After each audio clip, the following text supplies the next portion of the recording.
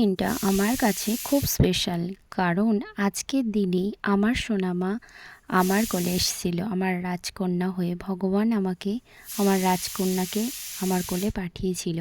আর আজ সোনামার জন্মদিন। বার্থডে সুকৃতি। আজকে হচ্ছে আমার সোনা মাম্মামের জন্মদিন। সোনা মাম্মামের জন্মদিনের দিনকে বেচারের পরীক্ষা পড়েছে, ইতিহাস পরীক্ষা। সবাই আমার মাম্মামকে একটু হ্যাপি বার্থডে উইশ করিয়ে দিও।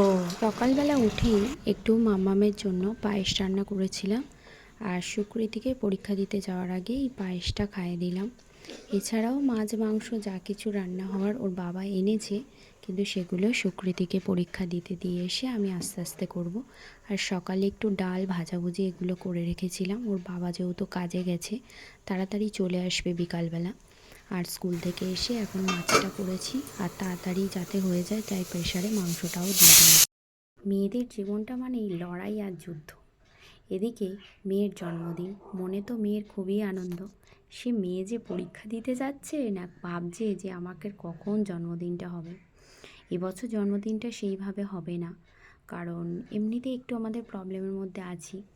যেমন আমার এই বাচ্চাগুলো পড়তে আসে, তা বাড়িতে 4টে বাচ্চা পড়তে আসে, সেই 4টে বাচ্চাকে একটু বলেছি।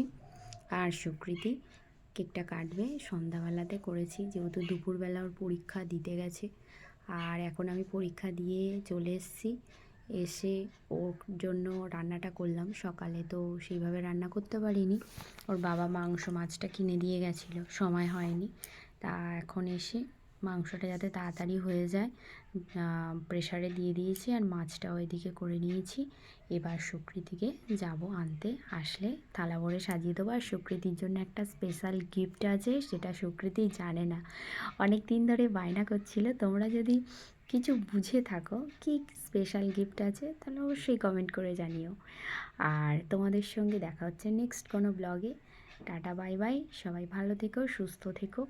আর সুকৃতির জন্য একটু প্রার্থনা করো, ও যেন খুব ভালো থাকে, সুস্থ থাকে, আর ভালোভাবে যেন পরীক্ষাটা দিয়ে দেয়। আমার তো বড্ড টেনশন হচ্ছে যে কী পরীক্ষা দেবে বুঝতে পারছি না। অবশ্যই ইতিহাসটা ভালোই করে, প্রবলেমটা হয় ম্যাথে।